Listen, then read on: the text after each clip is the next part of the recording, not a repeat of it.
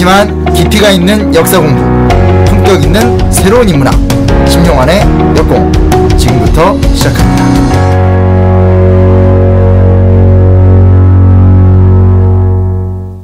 진짜 역사, 가짜 역사. 지난 시간에 이어서 이제 이모군란 속으로 쑥 들어보겠습니다. 자, 역사계 심쿵쌤. 네. 심용환 선생님. 안녕하세요. 심용환입니다. 용환이에요? 영환이에요? 이걸 지금 물어보세요? 난 항상 그 이름이 헷갈려, 사람들 이름이. 용환입니다. 용환. 네. 용환이에요? 용환이에요? 환이요. 용환. 네. 방송을 몇 번 같이 했는데 지금 물어보시면. 그 별로 관심이 없다는 얘기죠. 역사전쟁의 저자 심용환입니다. 예, 그래요? 그 책 잊어버리시면 안 됩니다. 예, 역사전쟁. 네. 예, 김용환이라고 있었어요. 김용환. 그 알죠? 알죠? 예, 별론데. 왜? 꾀돌이 김용환. 그 뭐예요? 누구예요? 야구 선수야? 아니 김종필 선생 신복인데 예. 경제부총리도 하고 있잖아요. 예. 그 자기가 지금 나이가 70인데 꾀돌이라 그런다고 꾀돌이라고 하지 말라고 짜증내고 그랬던 사람이 있어요. 그럼 꽤 할아버지라 그랬지. 자, 역사계에 떠오르는 영재 꼰대 최강욱입니다. 예. 네. 자, 지난번 임원군란 얘기를 슬금슬금 구라를 섞어서 정신없이 왔다 갔다 하면서 결국 임원군란 얘기를 다 했어요. 네. 자, 오늘 임원군란에 지난번에는 평면을 봤다고 한다면 이제 입체적으로. 그죠. 이제 좀 그 안에 동력을, 내적 동력을 좀 살펴보는 게 예. 낫지 않을까. 그러니까 일단은 이 인물이 여럿 나오잖아요. 고종, 뭐 명성황후, 그들의 정치, 뭐 대원군, 그리고 이제 그에 대응했었던 서양 열강의 모습 이런 거를 좀 이렇게 하나하나 짚고 넘어가면 그냥 요즘 우리의 모습과도 좀 대조되면서 재밌지 않을까 이래서. 그런데 최 변호사님, 이게 사실 지난번에 쭉 이렇게 타임라인을 통해서 외우고 이런 내용이 있었다. 예. 요거 외우고 시험에 나오고. 예. 근데 이제 이게 우리나라가 역사를 가르치는 방법이고 유럽 국가에서는 오늘 시간에 할 것을 주로 중심으로 가르친단 말이에요. 이러한 세력 간의 충돌이 있었고 민중들은 이런 데 어떠한 삶을 살았으며. 그렇죠. 근데 우리는 이걸 안 가르치는 이유가 이렇게 되면 사람들이 자꾸 그 시대에 누가 주인이었었는지 힘의 관계를 보거든요. 그럼 비판적으로 보잖아, 세상을. 그렇죠. 그러니까 유럽 시대가 열리는 거 아니에요, 이렇게 되면? 유럽도 그렇고 미국도 그렇고 우리나라처럼 이렇게 통사적인 관점에서 뭘 가르치는 게 아니라 일단 기본적으로 자기 지방 고향의 역사를 우선적으로 가르친다고 그러더라고요. 그러니까 네 뿌리를 알아라.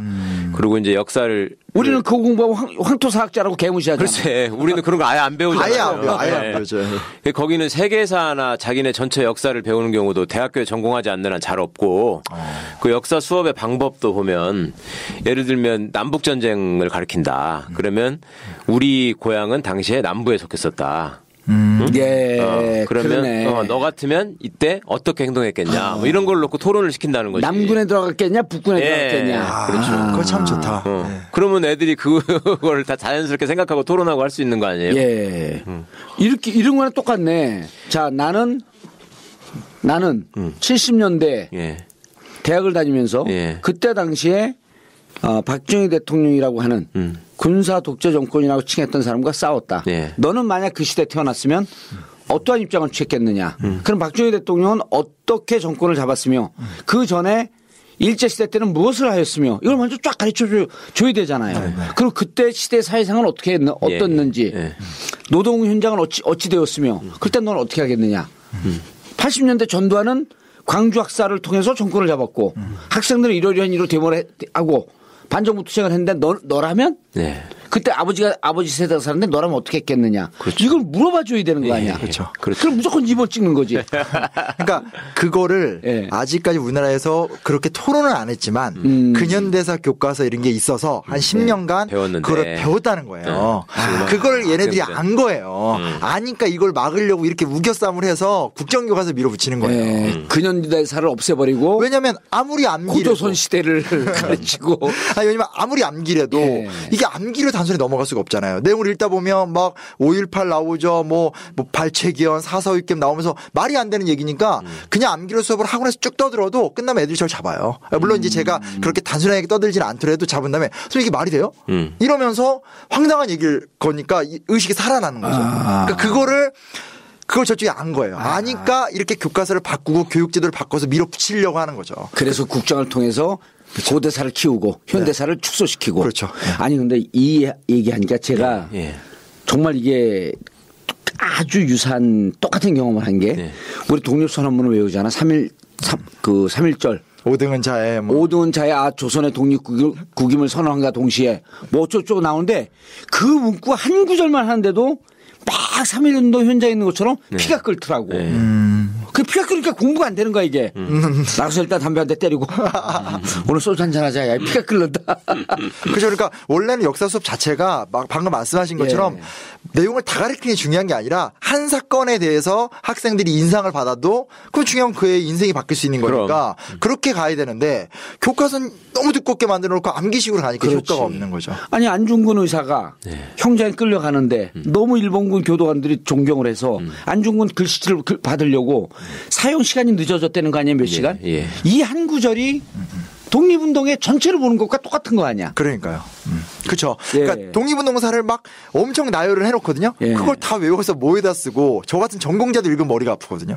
그런 거보단 한 사건이라도 학생들이 가슴으로 느끼면 그 학생들한테 너 뭐 만주를 조사해 볼래? 아니면 뭐 어디 뭐 미주를 조사해 볼래? 과지만 줘도 그 친구들이 조사해 보고 얘기하면서 뭐 차이도 발견하고 대화를 나누고 논쟁이 일어나고 최고의 수업이 되는 거죠. 그러면 이제 그 2번 찍으니까 안 되는 거지. 그러니까 그런 게 굉장히 이 사람들한테는 두려울 수밖에 없는 거죠. 그러니까 윤봉길 의사 하면은 홍쿠공원만 외우잖아요. 도시락 폭탄 이런 거 외우는데 실제 그 뒤에 있는 저는 가장 감동했던 얘기가 가면서 이제 김구 선생하고 시계를 바꾸자고 그러잖아요. 윤봉길 의사가. 저는 이제 어차피 죽으러 가니까 내 시계가 좋으니까 이걸 쓰십시오 하고 시계를 바꾼단 말이에요. 김구 선생이 준 시계를 품고 윤봉길 의사가 결국 거기서 이제 목숨을 잃게 됩니다. 나중에 김구 선생은 결국 이제 해방된 조국에 돌아왔다가 안두희한테 암살을 당하잖아요. 그때 김구 선생이 품고 있던 시계가 윤봉길 의사가 그때 건네준 시계였다는 거예요. 그러니까 그 시계 하나에 담긴 역사, 독립운동이나 그다음에 한국 그 해방정국의 혼란이나 이런 것들이 그 시계 하나에 그냥 딱 녹아 있잖아요. 그거를 어린 나이에 애들이 그런 얘기를 들으면은 얼마나 가슴이 먹먹해지면서 눈물이 나겠어요. 이런 것들이 독립이고 이런 세상을 만들기 위해서 이분들이 이렇게 목숨을 잃었다. 이런 것들을 또 생각해 볼 수 있는 기회가 되고 하는 건데 이 사람들 입장에서 얼마나 싫겠습니까 그게. 이승만이가 국부인데 김구 선생 얘기하면 이승만 얘기가 나와야 되는데. 뉴라이트 관점에서는 시계를 뺏겼고 열받았고 폭탄 터뜨렸다 그랬지. 그러니까 이게 거세를 하는 게 초등교육과서 바꾸죠. 그리고 제가 이번에 막 기사도 썼는데 사람들이 이제 교과서에만 관심이 있거든요. 근데 제가 이제 했던 게 뭐냐면 이번에 사회책. 그러니까 이제 초등학교 6학년 교과서. 그거는 이제 언론에 보도 많이 됐는데 제가 화자마자 솔직히 EBS나 입시 교재를 다 뒤져봤어요. 그래서 한겨레 기자님하고 기사도 만들었는데 보면 똑같이 이렇게 학생들이 보는 입시 교재도 내용이 조금씩 다 바뀌었어요. 근데 거기서 다른 거 다 떠나서 딱 한마디만 하면 뭐냐면 민주주의의 실현과 발전이라는 부가 설명이 있거든요. 거기다 5.16을 넣어놨어요. 그러니까 민주주의 실현과 발전이면 뭐 4.19 부마 뭐 6월 이렇게 나와야 되는데 그건 있는데 그 사이에다가 5.16을 끼워놔버려.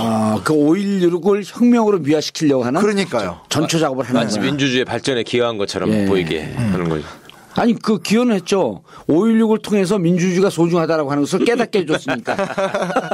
그러니까 정말 저는 뭘 느끼냐면 막 너무 집요한 거예요. 이게 교과서만 건드는 게 아니라 애들 참고서나 문제까지 다 건드니까 정말 좀 답답한 것 같아요. 그리고 이게 진짜 장기적으로 생각한다면 방금 이제 의원님 말씀하신 것처럼 애들이 어떤 자기 자신의 인생을 주체적으로 생각할 수 있고 뭐 이런 어떤 기회를 말살하는 거잖아요. 그 아이들의 미래를 말살하는 거고. 저도 이게 공부하고 이렇게 하다 보면 느끼는 게 뭐냐면 그런 생각이 들더라고요. 꿈을 한번 꿨는데 제가 이제 그 독립운동하다 잡혀간 거예요. 실제 이렇게. 근데 이제 고문 당하기 직전에 이제 깼거든요. 그래서. 고문한 사람 나 아니었었어요? 그렇나? 네. 근데 이제 딱 깨고 나서 한 30분 정도 멍 때리고 있는데 만약에 내가 진짜로 이렇게 끌려가서 고문을 당하면 나는 좀 진짜 그렇게 그분들의 처럼 삶을 살 수 있을까? 되게 심각한 두려움이 오더라고요. 그래서 지금 상황이 완전히 틀린데. 그러니까 그런 질문들을 학생들과 편안하게 선거에 정신이 쏠리셔가지고 잊어버리고 계시는 사이에 이 사람들은 국정교과서 지금 차근차근 계속 진행하고 있고 얼마 전에 한두 주 전에 우리 둘째가 고등학교 이제 2학년짜리가 뭘 들고 왔어요. 뭐냐 그랬더니 만화로 된 유인물이에요. 그래서 뭐 국정교과서 반대하는 사람들이 나눠주는 건 줄 알고 제가 받아서 왔대요. 근데 오다가 버스에서 이렇게 봤더니 이상하더래 내용이에요. 올바른 역사에 와서 어쩌고 하면서 고엽제 전후에 뭐 이런 사람들이 그 앞에서 지금 나눠주고 있는 겁니다. 그게 제가 저도 이제 그 제보를 받았거든요. 네, 제 친구한테 얘기 들으니까 하나의 잡지가 오는 게 아니라 무대기로 온대요. 그래서 두툼한 만화책도 오고. 여러 종류가 있구나. 여러 종류로 그 학교의 사회과 담당이나 역사 선생한테 계속 컨택이 와서 그걸 계속 우편물로 보내주고 애들한테 뭐라 오더라 이렇게 그 설문조사 애들이 역사를 어떻게 의식을 갖고 있는지 설문조사 좀 해달라는 핑계로 그걸 계속 보내려고 하고 아주 집요한. 그러니까 이런 걸 보면 우리 최 의원이 정확한 지점에 정확한 얘기를 했는데 지금 당 지도부라고 하는 사람들이 이 비례대표 순서 갖고 자기 사람 박으려고 이렇게 싸우고 이런 걸 보면요 참 뭘 가치적이에요. 그러니까. 역사라고 하는 것은 그러니까 거대하게 저쪽에서 밀고 들어오는 이 세상을 반동의 물결로 끌고 가려고 하는 이런 게 되면은 그럼 제가 그 파장에 나와서 그 얘기를 했거든요. 이 나라에 대한 애정이 없는 사람들이다. 지금 이게 얼마나 심각하게 가고 있는데 거기서 내 국회의원 하나가 중요해서 그걸 아둥바둥 싸우고 있고.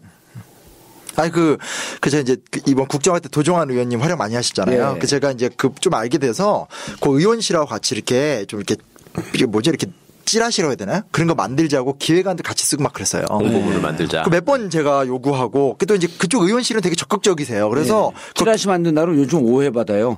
연예가 찌라시 때문에. 근데 그 기획서를 만들어서 다 했는데도 이렇게 안 통과가 되는 거예요. 그래서 그러니까 오죽하면 제가 그 직접 돈 벌었고 이것저것 하려고 다 그러잖아요. 답답해서 안 된다니까. 그래서 오늘 보니까 역사연대 그 역사학계에서 모여서 자기들 돈 모아가지고 소책자 만들고 막 이러는. 너무 답답해요. 정치권에서 답답은 다 저한테 오는 게 저는 얘기 들으면 바로 실행을 해버리거든. 거의 살아있는 1인 정당이야. 더 커졌으면 좋겠습니다. 자, 이모군란 얘기를 이제 내용 속으로 좀 쑥 들어가 보죠. 네네. 그 인트로 구라 떠는데 10분을 보냈네. 이게 시대가 시대니까 더 이렇게 흥분이 많이 되는 것 같아요. 근데 일단은 이제 그 고종과 명성황후에 대한 평가거든요. 근데 이제 이게 있어요. 그러니까 사실은 고종에 대해서는 고종이 뭐 나름대로 노력한 게 많으니까 그 정책을 보고 이 사람을 훌륭하게 보자 이런 입장도 있고요. 명성황후 같은 사실은 이제 그런 학술적 연구보단 뮤지컬 명성황후가 뜨면서 이제 이게 굉장히 또 긍정적으로 보자 이런 물결이 있어요. 근데 지난 시간에 커피, 그다음에 전기, 캐딜락 얘기만 들어도 고종은 치러지는데. 그러니까 사실 좀 쪽팔린 왕이지 그게 무슨. 그러니까 개인적인 기록들 만나서 이렇게 기록을 보면 상당히 영명하고 똑똑하고 착하고 이런 기록도 많은데 저는 이제 얘기하고 싶은 게 뭐냐면 뭐 우리가 그 사람 인물 평전 쓰는 게 아니라 역사적으로 그 사람들이 무슨 역할을 했는 게 중요하잖아요. 그렇죠. 중요하죠. 사람을 평가하는 건 그 사람의 역사적 역할의 문제인데 그 부분에서 고종이 노력을 안 한 건 아니지만 나약했고 귀가 얇았고 했던 짓을 자기가 다 없고 이런 부분에서 일관성이 없었다는 거예요. 그러니까 그때 당시에 이루어졌던 역사의 반동, 폐해, 폐단의 부활 이런 걸 하면은 그건 지도자로서 자격이 없는 거예요. 그럼요. 그렇죠. 그렇죠. 그냥 인간적으로만 봐도 지네 아버지 배신했지, 마누라 배신했지, 지네 또 무슨 그 식구들 가지고 또 장난치고 막 그랬다고. 그렇죠. 자기 형 무슨 큰아버지 뭐 이런 사람들 가지고 또 정치적으로 이용하고. 호가 뒷박이에요? 뒷박 배경은? 하여튼 좀 그래. 좀. 그리고 명성황후 같은 경우는 저는 명성황후에 대해 더 비판적인데 외세를 끌어들이는데 너무 익숙했다. 너무 쉽게 청나라에 도움 요청하고 뭐 이런 행동들을. 그래서 사실은 명성황후의 죽음은 안타깝지만 명성황후를 일본 측에서 제거하기로 결심했던 건 뭐냐면 그 외세를 끌어들여서 일본을 막는 주적으로 봤거든요. 근데 이제 우리 그 뮤지컬이나 이런 데는 마치 조선의 국모면서 그렇죠. 나라를 지키려고. 나라를 지키고 조선 역사의 상징, 주체의 상징 이렇게 막 묘사가 됐단 말이야. 그게 아니라 청나라라고 하는 것을 끌어들여서 일본을 치는데 청나라 군대를 이용했기 막으려고. 때문에. 그러니까 물론 이제 그때 이제 바뀐 거지. 나라를 지키려고 하는 의지는 있었겠죠. 그것까지 폄하하고 싶진 않지만 너무 경솔하고 자주적인 어떤 힘에 대한 축적이 없이 쉽게 끌어들이고 쉽게 바꾸고 이 문제가 이제 기본적으로 저는 역사적으로 그렇게 긍정적 평가를 하기는 어렵지 않냐. 그러니까 무슨 방송에서 제가 대원군 편을 더 들고 이들은 아니고 이런 얘기를 하고 싶은 게 아니라 역사적 역할을 봤었을 때 부족하더라도 대원군은 어떤 내용이 있었고 이 분들이 노력을 안 한 건 아니지만 그렇게 쉽사리 긍정적으로 평가하기에는 좀 근본적 한계가. 근데 이제 이런 방송하면 이쪽 오프라인에서 그 만나는 분들이 역사에 대해서 관심 있는 분들이요. 아주 우리 미세 강론 이런 걸 그 잡고 문제제기 하는 분들이 계세요. 네, 맞아요. 근데 저는 연도가 틀렸다. 네, 뭐 연도가 틀렸다. 그러면 뭐 대웅군이 쿠데타를 7번 했다. 뭐 이런 등등인데 전 충분히 옳은 지적이라고 생각을 해요. 근데 객관적 팩트를 갖고 역사라고 하는 것은 해석하고 바라보는 관점의 차이인 거 아니에요? 예. 그 우린 이런 관점이고 가급적 객관적으로 보려고 노력하지만 우리 자체도 하나의 주관적 관점에 불과한 거예요. 그렇죠. 그러니까 이것이 다 맞다고 하지만 우리가 보는 관점에서 적어도 이 정도쯤 돼야지 역사를 이 역사를 제대로 보고 있는 것이다. 라고 하니까 충분히 이견이 있는 거예요. 그렇죠. 네. 이견이 없으면 안 되죠. 그렇죠. 이견이 있다고 해서 우리가 당신 이견이 있으니 뉴라이트다. 이견이 있으니 새누리당 가라. 이러진 않거든요. 그럼요. 그러니까 우리가 무슨 대원군이라는 한 사람의 인생도 얼마나 여러 가지 측면이 있는데 아니 단순히 미술사적인 측면에서만 보자면야 조선 후기 문인화의 대가로서 지금도 그 난초 그림이나 이런 것들이 고가에 경락되는 훌륭한 상품이고 이모군랑 그 텐진으로 끌려간 다음에 열받아서 더 열심히 이렇게 뻑뻑 그렸다라는. 그러니까 감옥 들어가면 북구시 배우는 거랑 똑같은 거죠. 그런 거죠. 마음 다스리느라고 한 건데. 그러니까 이런 거 정봉주가 훌륭한 정치인으로 기억하는 사람들도 있지만 또 아주 여성들과 이렇게 잘 대화하고 폭탄주에 능하고 여러 가지 측면이 있는 거죠. 네네. 그 열받으니까 글을 열심히 써갖고 글도 잘 쓰고. 그 글로 가요. 슬그머니 나도 모르게 그냥. 글을 잘 쓰는 건 사실이야. 사실은 좀 신기해. 글이라는 건 원래 많이 읽어야지 잘 쓰는 거거든. 근데 더럽게 안 읽는데 글은 나와 또. 덜 읽고 쓰는 거야. 땀나. 그래서 뭐 그런 분들의 지적을 모르고 있는 건 아니고요. 사실은 뭐 어떤 있지만 다만 이제 보통 그 어떤 대원군의 그런 어떤 7번의 쿠데타 이런 것들은 정쟁의 과정을 너무 크게 부각을 시킨 거라는 측면의 비판을 좀 받고요. 고종의 업적은 주로 고종을 좋게 얘기하는 사람들은 고종이 했던 정책에 포커스를 많이 둬요. 근데 정책에. 그러니까 광무개혁이나 이런 내용을 많이 보는데 문제는 뭐냐면 그 정책을 일관되게 이끌어갈 수 있느냐가 문제거든요. 김영삼. 예를 들어 김영삼 대통령 같은 경우가 한국개혁의 아이콘이지만 계속 많은 비판을 받잖아요. 그런 것처럼 고종은 본인이 좋은 생각을 했다는 걸 부정할 수는 없지만 그거를 일관되게 끌고 가는 모습은 없거든요. 실행력과 추진력을 갖고 결국 그 결론을 내는 이런 힘은 부족했다. 40년을 집권했는데 제대로 결론 낸 게 뭐가 있어요. 고종이. 그래도 김영삼 대통령은 하나의 척결했죠. 실명제였죠. 의미 있는 일도 많이 했어요. 그렇죠. 근데 이분은 막 자기가 만든 거 자기가 부시고. IMF 구제금융 가져온 게 제일 큰 실수였었고 소통력 문제. 이런 거 그 자기 친인척 관리하지 못한 거. 그쵸. 이런 문제가 있었지만 그래도 하나의 척결하고. 그렇죠. 그게 군 민주화에 무척 큰 도움이 되지 않았나요?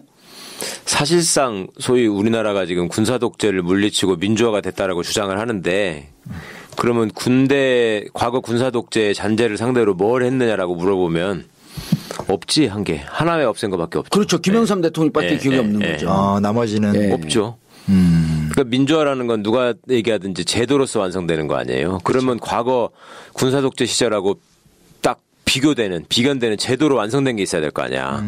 하다못해 기무사라도 없어지든지.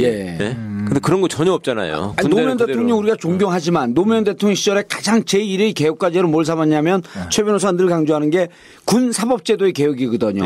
군에서 범죄 저지른 사람은 왜 꼭 군대 안에서 재판을 받나요? 흐지부지하면서 자기들 다 감형해 주는데 그것도 형사 재판을 갖고 일반 이 사회 재판을 받아야 되는 거예요. 그래야지 자기들끼리 싸고 도는 게 없어지는 거거든. 싸고 도는 게 없어져야만이 이 폭력 사태가 없어지는 거예요. 군 의문사가 없어지고, 군 총기 사고가 없어지고. 그러니까 그런 면에서 고종이 저는 그렇지 못했다는 거예요. 그렇죠. 매듭이 없다는 거예요. 이 사람이 잘 열어요. 그리고 말도 잘 듣고 노력을 안 하지 않았어요. 그러나 결과가 없는 거예요. 결과가 있어야지 업적이 되는 그런 거지. 거 보고 월남 이상재 선생이 유시유종이 드무오. 갑자기 되게 당황스러워. 그 월남 이상재 선생이 그 얘기했어요. 시작이 있으면 끝이 있어야 된다. 유시유종이 있어야 한다.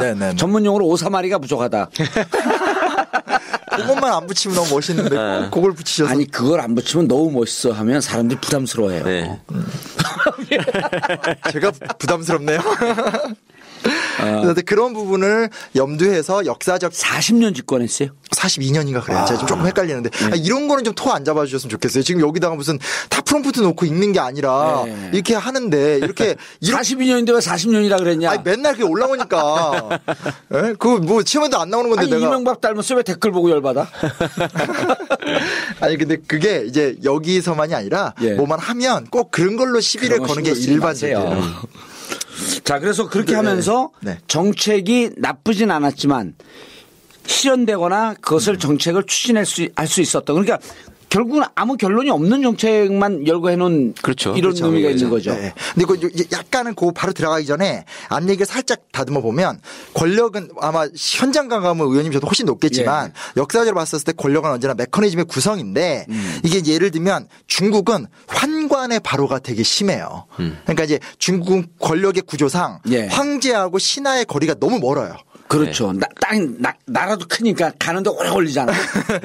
그리고 이제 실제로 이제 한나라 옛날 막 삼국지 이럴 때는 이렇게 신하랑 황제가 앉아서 얘기했다라면 이게 이제 당나라만 하더라도 멀리 있고 아예 엎드려서 고개도 못 들고 이런 식으로 신하랑 거리가 멀어지니까 황제가 영명하면 문제가 안 되는데 황제가 이제 답답하면 환관들이 이제 십상시 같은 애들의 바로가 되게 심해지는 거. 이게 언제나 중국 정치의 문제거든요. 괜히 우리 대통령을 까는 것 같은 느낌 들지 왜 아니 그게 자금성 다녀오신 분들은 그런 설명을 들으신다고 하더라고요. 저는 아직 못 가봤는데 99개 문을 통과하면서 자금성이라는 게 이제 사람들이 가면은 그 규모에 엄청 놀란다는 거잖아요. 근데 또 간과할 수 없는 부분이 담이 그렇게 높다 그러대요.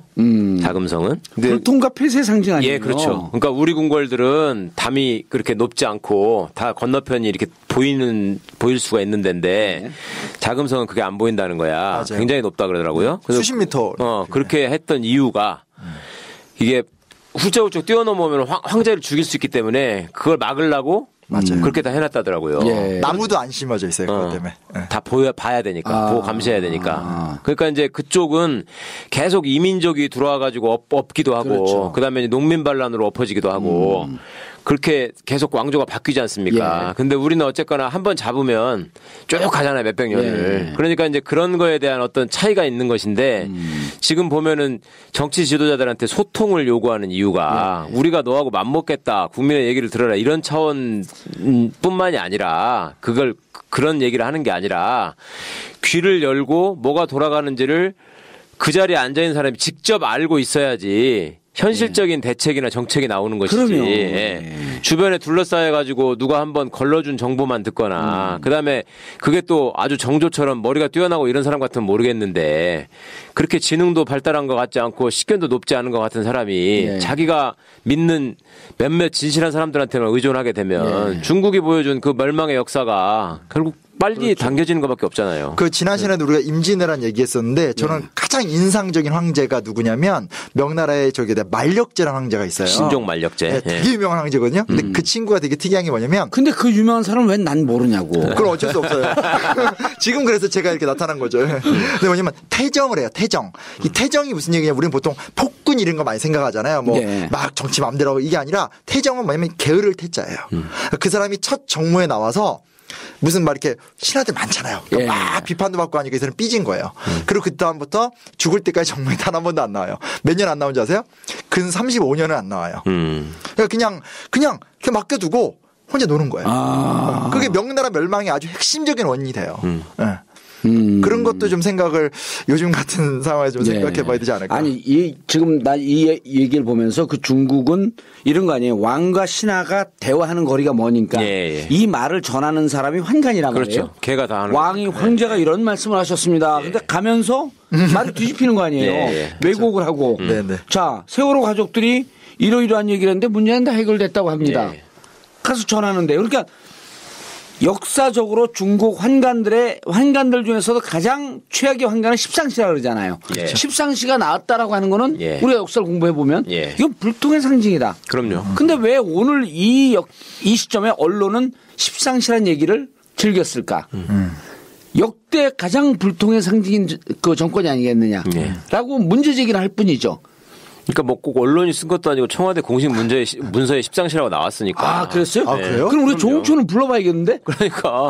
그러니까 그게 계속 십상시라는 말로 썼던 것이 상징적인 것도 아니었어요. 공문서에 나왔지. 이런 문제가 그랬어요? 있다. 예. 우리가 포토 사이트하고 같이 수업하는 게 좋아. 충격. 자기가 외우는 건 최고인 줄 알았더니 법전을 외운 사람들이야. 에이, 너무 세. 자, 그래서요. 네. 근데 이제 그거에 비해서 사실은 조선은 왕권과 신권이 비등한 나라예요. 그러니까 왕을 신하들이 견제할 수 있고. 그 옛날에 영화 광해 보면 사실 좋은 제도, 좋은 왕 시스템이에요. 그럼요. 굉장히 좋은 시스템. 그 광해가 역사 왜곡이 뭐냐면 그 영화 광해 보면 그 누구냐 그 유승용이 도승지 비서실장이 이렇게 그 왕하고 둘이 있잖아요. 그거 거짓말이에요. 절대 그럴 수 없어요. 무조건 저희 신하들은 2명 이상이 왕을 만나야 되고 사관이 항상 있어야 돼요 옆에 또. 그렇죠. 그리고 그 뭐냐 그 붕당이 다를 경우에는 다른 붕당의 사람이 같이 들어와야 돼요. 이 시스템이 굉장히 강한 나라예요. 좋은 시스템이었었네. 그렇죠. 굉장히 그거는 진짜 앞서가는. 그거는 세계적으로 그 시기 때 그런 어떤 제도를 운영한 나라 거의 없어요. 사실 그게 어찌 보면 지금 보면 민주주의 핵심이거든요. 균형과 견제. 그것 때문에 조선왕조가 간 거죠. 500년을 넘게. 맞죠. 그것 때문에 간 거지. 그리고 이제 그게 깨졌던 그러니까 그게 깨졌던 걸 막기 위해서 종친의 정치 관여도 좀 이렇게 막고 최대한 왕과 신하가 이렇게 대화하면서 가는 것이 시스템이었는데 사실 이게 16세기 명종 때 을사사화라는 사건 터지거든요. 그때 이미 척신정치는 한번 문제가 돼요. 그러니까 그 당시 왕이 중종인데 중종의 첫 번째 부인의 아들과 두 번째 부인의 아들을 두고 이제 이 세력 다툼이 일어나게 되고 누구를 세자를 시킬 거냐. 대윤 소윤 이래가지고 막 싸워요. 그래서 이미 그때 한번 척신정치의 패단을 보거든요. 그러니까 그것이 가장 좀 중요한 문제였는데 그게 사실은 요때 이제 다시 또 부활을 명성황후 때 이제 부활 물론 이제 그 전에 세도 정치 때도 있었지만 그러니까 그런 식이에요. 그러니까 시스템은 잘 만들어놔도 그걸 비틀고 무슨 문제가 생겨요. 어느 나라든지 그걸 컨트롤하는 게 중요한 문제인데 조선은 그게 리더의 리더십이죠. 그렇죠. 그렇죠. 중종이 그걸 못했었으니까 그때는. 그래서 그러니까 아예 우리는 폭군만 생각하잖아요. 뭐 연산군인데 폭군은 말 그대로 폭군인 거고 이런 시스템적인 모순이 심해지면 이제 군주의 리더십이라는 게 또 항상 한계를 좀 보게 되고. 고종 때도 그렇게 된 거죠. 척신 정치의 부활. 그게 되게 중요해요. 방금 말씀하신. 그래서 책을 제가 이제 썼던 내용을 보면 이게 참 재밌어요. 하나하나 읽어드리면 재밌는 게 민승호, 민겸호, 민태호, 민규호, 민영익, 민영준, 민영목, 민영희, 민응식 등등등. 이게 다 고종 때 등용이 된 사람이에요. 민규는 없네요. 네? 민규, 우리 아들 이름. 아이, 당황스러워라. 왜 그러세요? 얘는 정민규라서 낄 수가 없어. 그치, 안 되죠. 아니, 미국 가면 민규 정 그래요. 나 정말 미치겠다.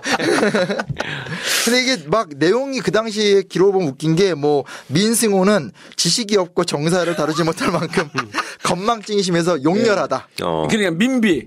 명성황후의 라인들. 친척들 라인들. 근데 8촌까지 나오네 보니까. 근데 뭐 더 따지면 12촌도 나오고요. 학렬자들은 또 철저히 지켜요. 이놈들이. 돌림자는 다 같아. 또 맞아요. 그리고 이제 뭐냐. 호로 쓰고. 호자 돌림. 영자 돌림. 네네네. 다 자기 사람들이니까. 민규호는 내간 매직을 일삼았고.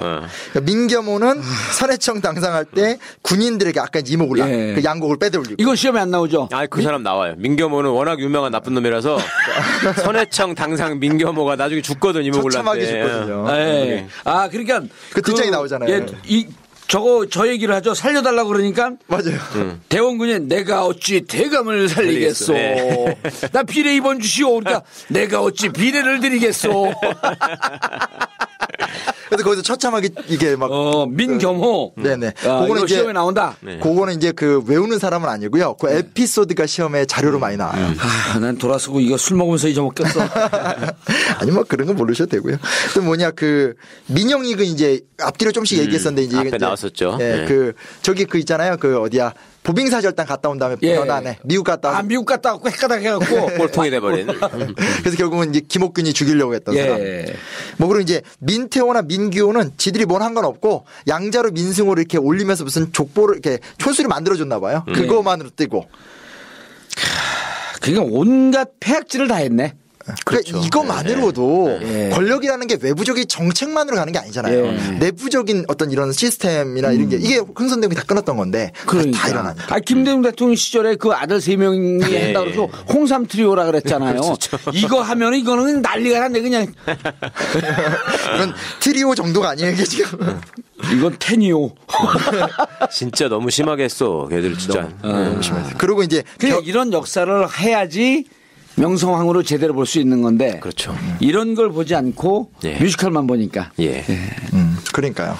그리고 이제 별입시 제도라고 해서 그러니까 뭐냐면 별입시는 이제 말 그대로 별도의 입시. 그러니까 이제 고종이 자기가 원하는 라인을 딱 만들어요. 그래서 뭐 김보현, 정범조, 윤자승인데 뭐 이름 외울 필요 없고요. 이게 되게 웃겨요. 그 김병시라는 사람들인데 이 사람들이 다 흥선대원군한테 버림받았다는 이유로 등용이 된 사람들이에요. 그래서 좀 답답하죠. 근데 김병시는 뭐 왕이 맨날 물어보면 의견이 없어요. 그래서 별명이 부지적. 그러니까 이제 대답을 안 해. 맞아요. 그리고 이제 김보현은 이 부정과 비리의 대가인데 짱인 게 뭐냐면요.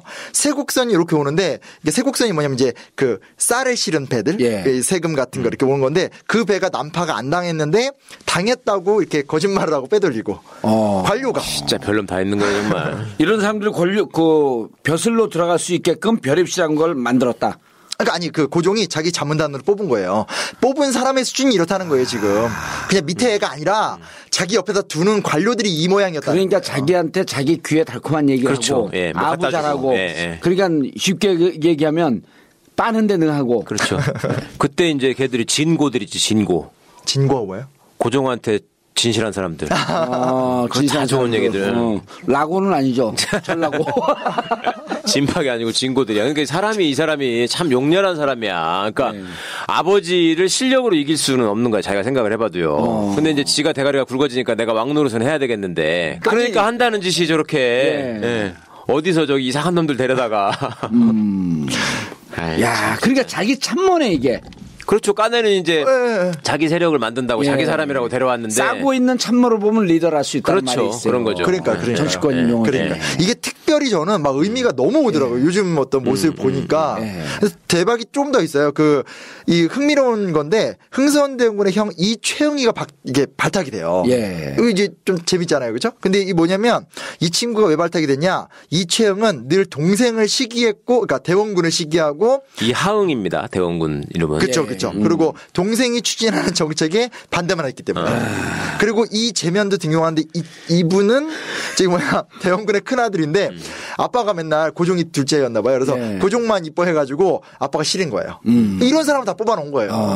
진짜 답답하죠. 그렇죠. 아니 근데 이 사람이 아주 전략적 마인드는 있네. 이 전략에서요. 적의 적은 우리 편이라는 말이 있어요.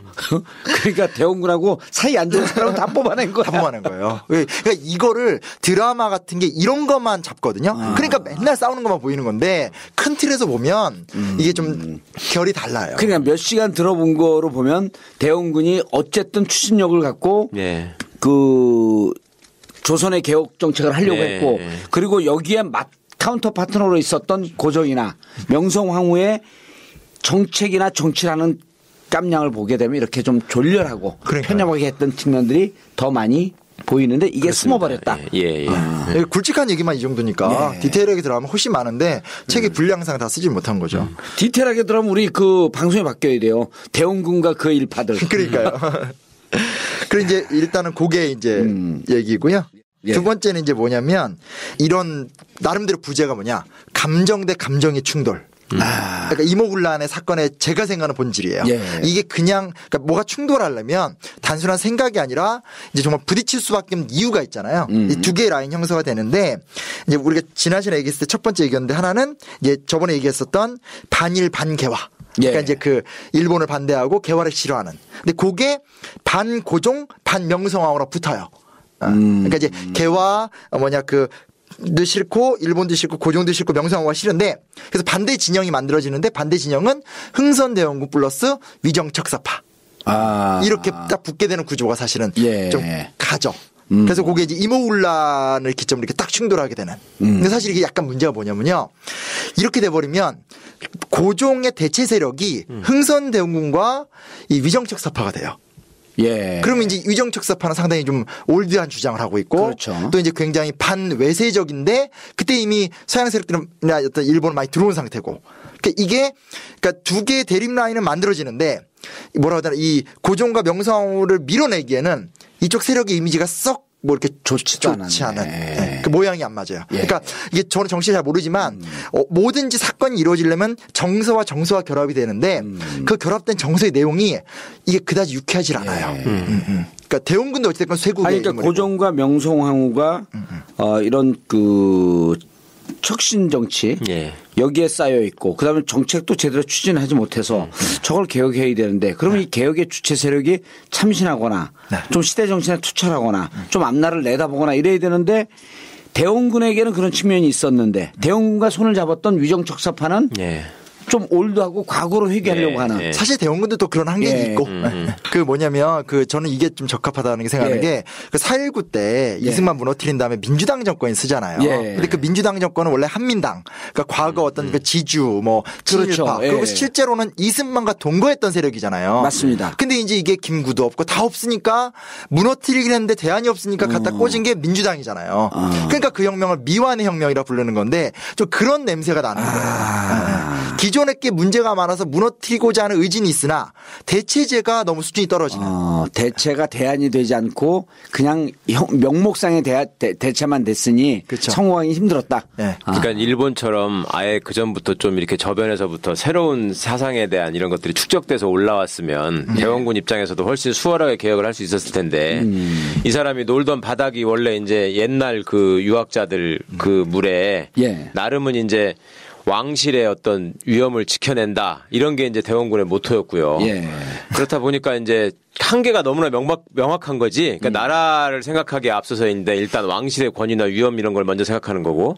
그러니까 고종이나 민비의 입장에서도 이거를 지금 아버지가 좀 너무 올드하게 꼴통으로 가려고 하니까 우리가 좀 젊은 사람으로서 나라를 좀 새롭게 바꿔보자 이런 생각을 한 게 아니라 얘들은 왜 우리 아버지가 저렇게 힘이 세고 나를 왕으로 이렇게 저기 제대로 대우를 안 해주고 그러니까 내가 저거부터 빨리 뺏어와야 되겠다. 그 생각만 하면서 이제 이상한 놈들 데려다가 옆에다가 또 깔아놓고 그러니까 권력을 둔 떡고물 싸움으로밖에 안 되는 거네. 근데 이제 그나마 대원군이 차별화되는 지점은 이 사람은 그래도 사리사욕에 매여가지고 무슨 매간매직을 했다는 소리도 없었고 이 사람은. 그렇죠. 네. 그리고 이제 우왕좌왕하지도 않았고 나름은 이제 소신을 지키면서 자기 갈 길을 쭉 가고자 했는데 이게 시대하고 안 맞았던 거죠. 그리고 이제 미래를 보는 비전이 부족한 그게 부족한 거고. 그다음에 국제 정세를 읽는 힘이 없었고. 왜냐하면 쇄국 정책 펼쳤던 사람이고 위정척사파가 권력을 잡으면 그때 어찌됐건 열강의 세력들이 발을 다 디뎌놓고 있는데 얘네가 권력을 잡는 거는 되게 불편한 얘기가 또 됐어요. 그러니까 고종과 명성황후를 전체적으로 우리 심 선생님이 가져온 기록을 봤더니 두 가지의 특징이 있더만요. 일단 정책이 우왕좌왕해. 그렇죠. 지조가 없고 일관성이 없어. 그럼 두 번째 부패와 매관매직 이런 게 너무 깊이 뿌리가 내려져 있어. 그러니까 개혁 세력이나 이런 무슨 정치의 대체 세력, 대안 세력으로 볼 수 없는 세력들이야. 자질이 부족한 거죠. 근데 그걸 엎을 세력이 없으니까 어떤 부분은 좀 올드한 흥선 대원군이나 위정척사파가 또 반대 라인에 쓰는. 그러니까 이게 너무 답답한 거예요. 그러니까 결국은 외세 먹힐 수밖에 없는 그런 구조가 되어 있었던 거지. 그렇죠. 그러니까 이거를 뭐 그래서 자학적으로 보자는 게 아니라 객관적으로 이 사실은 봐야 되는 거죠. 그렇죠. 그걸 직면해야지. 우리의 현실적 역량이 그거밖에 안 됐었다. 그러니까 저 뭐 요즘도 그렇지 않나요? 저는 좀 모르겠어요. 저는 운동권 출신이 아니어서 그런지 이렇게 보고 있으면 뭐라고 해야 되나 좀 답답해요. 그러니까 뭔가 국정화도 그렇고 국정화 때문에 제가 이것저것 생각도 많이 하게 되는데 정말 이렇게 주변에는 조직도 돈도 행동력도 없는 그런 외로움 뭐 이런 것도 많이 느끼고. 그럴 때는 국민만 보고 하는 거죠. 그렇다고 국민의당은 아닙니다. 우리가 이제 외교 문제에서 사실은 이번 정권이 한 게 없고 다 실패했다라고 하는 것도 이 문제하고 어떻게 보면 연결될 수 있는 거죠. 그러니까 이제 고종이 조금 더 영민한 군주였다면 당시에 열강들이 역시 각축을 하지 않습니까? 그러면 그거를 중간에서 자기가 이제 밀고 땡기고 하면서 얘들을 서로 싸움을 붙였다거나 아니면 내 편으로 만들었다가 또 놔줬다거나 이렇게 하면서 이제 얼마든지 그 줄타기를 통해서 길을 찾아볼 수 있었을 텐데 이 사람이 그렇게 하지 못하고 그냥 처음에는 외국의 사절이나 이런 사람들이 고종을 꽤 괜찮게 평가를 하잖아요. 그렇죠. 이 사람이 동양의 어떤 절대군주로서 꽉 막힌 사람일 줄 알았는데 만나보니까 대화도 되고 괜찮은 사람이다. 성품도 좋다. 좋아하고 캐딜락도 좋아하고. 성품이 괜찮다 그랬었어요. 다. 성품이. 그랬는데 지내보니까 이게 내 편인 줄 알았는데 나중에 보면 뒤통수를 때리고 그러면 그 뒤통수를 때린 거에 무슨 고도의 전략이나 외교적 의미가 있나를 또 따져보면 아니야. 그리고 주변에 있는 애들을 보면 완전 허접한 거예요. 그러니까 얘들이 좀 겪어보고서 아 이거 허당이구나 이렇게 딱 된 거죠. 그러니까 이제 나라가 막 망해가는 거지. 계속 이제 그런 현상이 우리 다음에 하게 되면 갑신정변이라든지 독립 패턴 다 똑같아요. 그 일관된 패턴이 좀 있어요. 아니 지금의 국제 정세 관계하고 이게 너무 딱 맞는 게 2015년 9월에 전승 70주년 기념 때 박근혜 대통령이 천안문 막루에 올라가잖아요. 그래갖고 그 시진핑하고 같이 서 있잖아요. 네네. 근데 10월에 미국 가갖고 한미일 군사동맹 군사협력 관계에 대해서 철저하게 약속을 해요. 1월 초에 수소폭탄 실험을 하잖아요. 북한이. 네. 그러면서 이제까지 3년 동안 뭐라고 얘기했냐면 중국과 최고 깊은 밀월 관계가 형성이 되어 있었다. 그렇죠. 이렇게 얘기를 해요. 그리고 북한에 수소폭탄을 하니까 중국이 그렇게 강력하게 북한을 비판한 적이 없어요. 성명서를 냈거든요. 근데 그날 저녁에 우리의 대통령 각하께서는 미국과 일본과의 우호 관계만 얘기하면서 사드 이런 등등의 이제 그 내부에서 얘기가 나오는 거예요. 그리고 중국 입장에서 이틀 있다가 이거 안 되겠는데 그냥 대북 관계 원칙적으로 다시 가. 그러나 중국과 관계가 멀어지는데 이 관계를 보면요. 중국으로 왔다, 미국으로 왔다, 중국으로 왔다 갈팡질팡이야. 그럼요. 당신의 관점은 뭐냐?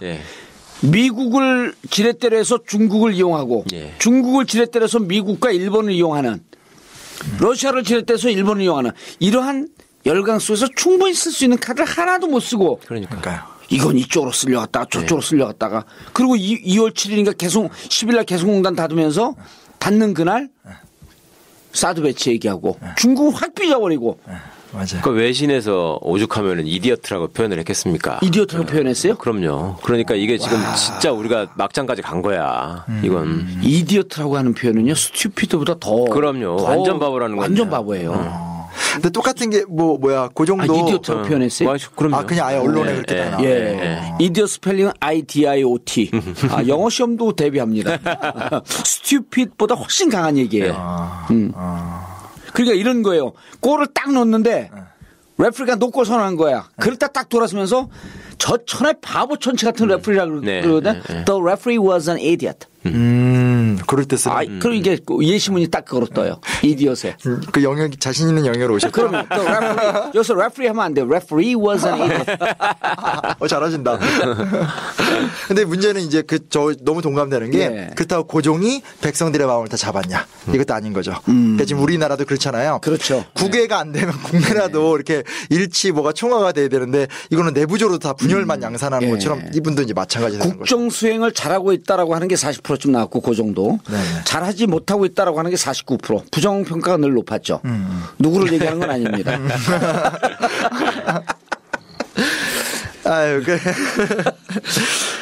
이게 듣는 사람도 재밌을 것 같아. 이게 그 일종의 역사 시그널 아닌가? 근현대사를 옛날과 과거 현재로 왔다 갔다. 재미 차원에서만 보자면 재미있을 수 있지만 사실은 얼마나 이게 슬픈 얘기, 위험한 얘기예요. 지금 이대로 똑같이 가고 있다라는 건 우리가 지금 경계를 해야 될 일인데. 과거 얘기가 그냥 과거로 재밌어야 되는데 이게 너무 오늘 얘기가 현실화돼 버리면 맞춰지니까. 그러니까 정권 교체해야 되는 거죠. 그럼요. 진짜 필요합니다. 고종하는 거 보면은 정말 고종하소서. 좋다. 근데 이게 결국은 이제 막 난이 일어나요. 이제 저번에 얘기할 때 무슨 급료 못 받고 이런 얘기는 유명한 얘기고 난이 일어나서 1882년 6월 9일부터 12일까지 4일 동안 이제 완전히 들고 일어나게 돼요. 그래서 일본이 13명 죽이고 300여 채의 세도가이집 그러니까 민씨 주로 척족집 다 태워버리고 관리도 4명 내시 보부상 하여튼 수십 명을 죽였어요. 이게 이제 이모군란의 그 사건의 현장. 사건 현장이죠. 그러니까 이게 왜냐면 얘기를 지적을 앞에 잘 하신 게 뭔가 의미 있게 굴러가면 혁명이 될 텐데 의미 없이 굴러가 버리니까 이게 소요가 되는 거예요. 그러니까 사실은 프랑스 혁명이나 다른 어떤 비슷한 폭동이 종이 한 장 차이거든요. 어찌됐건 폭력은 있었으니까. 근데 중요한 건 하나는 혁명이라 부르고 하나는 폭동이라 부르는 건 의미가 있냐 없냐의 차이거든요. 시대 정신과 조우하고 민중의 열기를 온전히 안아서 가는 것은 혁명. 그렇죠. 그리고 이제 몇몇 사람들의 분노. 그리고 국민과 이 민중과 조우하지 못하는 것. 이건 그냥 난으로 끝나는 거죠. 폭동 이렇게 딱 끝나는 거니까. 그래서 이게 내용은 이런데 참 비극적이고 그래서 군인들이 이제 흥선대원군을 추대하는데 다시 돌아오시라. 네. 그리고 이제 당시 상황에선 이게 막 그 경복궁까지 습격을 하거든요. 예. 그래서 이제 상당히 힘있게 도전을 한 거네. 그렇죠. 아니 막 군대가 일어섰으니까. 네. 군대잖아요. 네. 아무리 99인들도. 네. 그러니까 이제 그 흥선대원군도 이걸 이용하려고 했고 고종도 대원군 아니면 이걸 막을 사람이 없다고 판단해서 모셨어요. 대원군이 당시 국민이나 이런 그 지금으로 얘기하면 정부 기관 이쪽으로부터 일정 정도 지지를 받고 존경을 받고 있다라고 하는 것은 여기에서 간접적으로 입증이 된 거네. 그렇죠. 네. 그러니까 이 상황에서 정확히 대원군이 어디 가서 요새 애들 말로 짜져 있었어요? 고종이 밀어내니까 이 양반은 이제 출근도 제대로 못하고 운영궁에서 그냥 걸어다니고 있었던 거지. 난이나 치면서 우리 아들이 왜 저럴까 걱정하면서. 참. 근데 아무튼 명성황후가 죽었는 줄 알았는데 이제 그 이천 장후원으로 도망을 갔고요. 예. 권력을 장악한 상태인데 그때 이제 또 업어서 데려간 놈이 나중에 또 아주 또 그쵸. 아유, 머리 아파. 이거 커플볶음 또 이거 나오고, 아, 진짜. 근데 아무튼 그래서 이제 문제는 뭐냐면 여기 좀 중요한 게 있는 게 그래서 흥선대원군이 권력을 장악했는데 이게 그 당시 외세의 눈에 너무 위험한 거예요. 그러니까 우리가 옛날에 처음 했었던 태평천국 운동과 똑같은 거죠. 믿을만하지 못한 것들. 어쨌든 외세는 자기 이권이 보존이 돼야 되는데 너무 위험한 애들이 권력을 잡을 것 같으니까 어떻게 되냐면 일본은 군함에다 1,500명 정도 병력을 싣고 제원포에 들어오고 미국, 영국들도 군함 다 진치고. 근데 더 웃긴 게 그거 다 보면서 무슨 짓을 하려고 하냐면 조약을 갱신해야 되겠다. 자기들에게 유리하게. 네. 그러니까 이거를 놓치면 안 돼요. 그냥 자꾸 무슨 막 미국이 뭐 중국이 이런 게 아니라 언제나 외국은 자기네들의 이해관계를 위주로 판단하는 건데 이때 똑같은 거예요. 그래서 이때 일단 외세들은 어쨌든 흥선대원군이 오게 되면 조선민중과 묶이면서 하나의 강력한 세력이 될 것을 두려워하고 있었던 거네요. 그렇죠. 네. 근데 그게 가시화가 되니까 이제 막 군함을 막 끌고 오는 건데 군함을 끌고 오면서도 요거 잘 활용해서 조약을 좀 새롭게 맺어보자 이런 생각까지 하니까 보통 애들이 아닌 거죠. 근데 이제 이때 이제 문제가 뭐였냐면 이제 그 흥선대원군이 세력을 계속 유지할 수 있는 데 대한 불확실함이 좀 있었어요. 그래서 명성황후가 청나라의 군대를 그 이천에 도망가서 요청도 했고 청나라 군대가 들어온다고 하니까 대원군도 그걸 반겨요. 왜냐면 전통적인 관념에서 벗어나지 못한 거예요. 네, 전통적으로 우리 우호국가다. 반겨요. 근데 대박인 게 제물포에서 몰래 이쪽 청나라군 정해창하고 일본 공사랑 밀담 회담을 다 해요. 그러니까 우리 저 같이 뜯어먹자 이거 아니에요. 그렇죠. 네. 그래서 저 멍청한 놈들 우리가 서로 일정하게 싸우지 말고 피 흘리지 말고 일정하게 쉐어해서 같이 나눠 먹자. 그렇죠. 네. 그래서 딱 이 대원군 입장에서 정여창을 비롯해서 뭐 마젠창이라든지 이런 사람 들어오니까 이제 이렇게 맞이하려고. 너무나 이제 아무 의심 없이 나갔다가 이제 좀 준비 다 하고 있다가 이제 좀 무장 풀고 와라. 들어오자마자 이제 밀랍 같은 걸로 입을 딱 막아버리고 가만히 딱 태운 다음에 바로 텐진으로 끌고 가요. 그러면서 납치예요. 그냥 납치예요. 그래서 몇 년 있다 왔는데 좀 헷갈린다. 아무튼 그 끌려가면서 팍 꺾일 수밖에 없죠. 그리고 이제 4,000명의 청나라 군대가 들어와서 이 99인 다 진압해버리고 상화 게임 싹 종료가 되면서 청나라에 의해서 명성황후가 컴백을 하면서 친청 정권이 돼버린 거예요. 근데 이 친청은 그냥 친이 아니라 이제는 청나라에 의존해서 버티는 정권이 처음에 걔들이 조약 맺었을 때 그것처럼 진짜로 이제 노예 종속국이 된 거네. 그렇죠. 그리고 이제 그 조약, 그 저번에 얘기했던 그 조약을 맺은 거예요. 그러고서 맺은 거예요? 네, 조청상명에서. 그거 맺고 이렇게 한 게 아니고 지난 시간에 시간은 먼저 맺은 것처럼 느껴져. 여기 이제 다시 디테일하게 하죠. 결과니까. 그래서 이제 장정이다. 그래서 맺은 거고.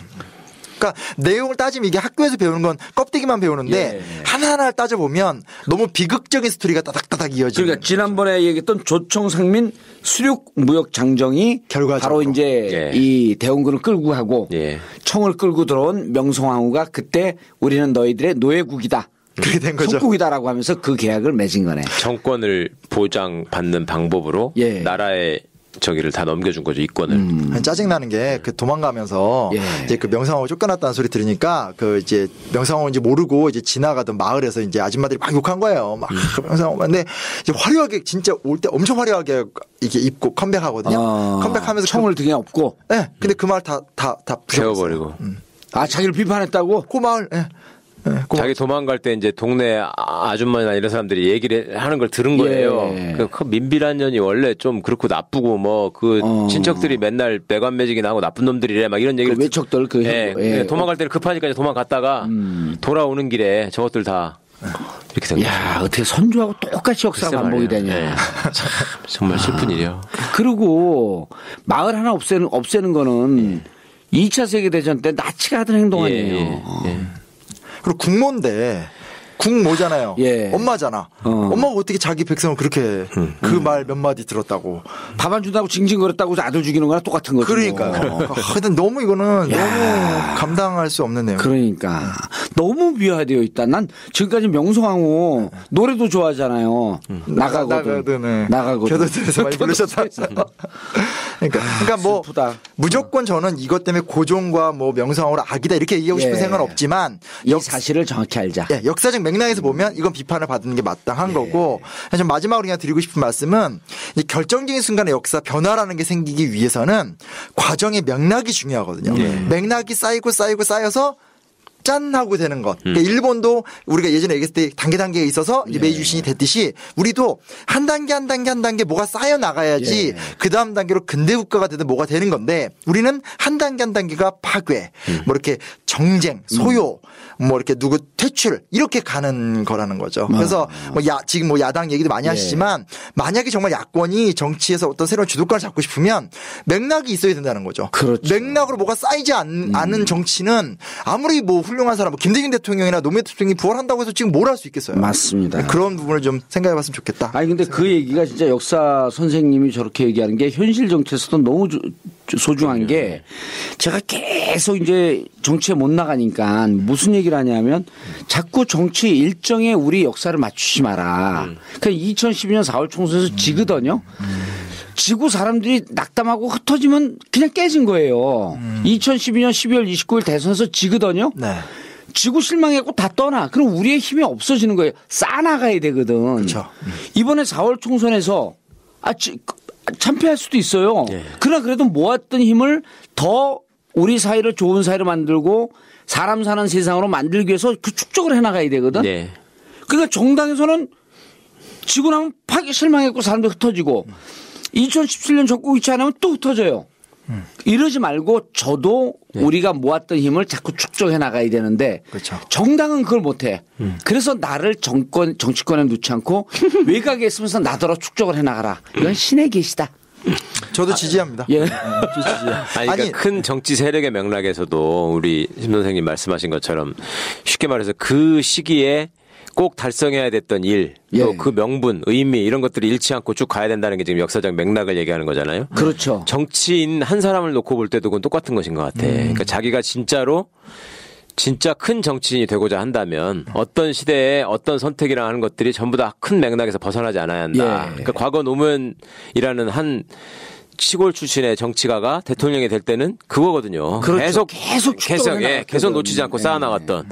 그다음에 정봉주라는 정치인이 낙곰수를 통해서 갑자기 사람들한테 등장을 했지만 지금까지 계속 사람들의 애정의 대상으로 관심의 대상으로 남아있는 이유도 이 사람은 순간순간의 맥락에서 항상 민주정부를 지키기 위해서 헌신한 사람이다. 우리 대신 싸운 사람이다. 이걸 잃지 않고 있기 때문에 지금 계속 살아남을 수 있는 것이고 정치적인 생명이라는 게 저 정청래도 마찬가지야. 이번에 정청래는 그 정봉주를 뛰어넘은 거예요. 그러니까요.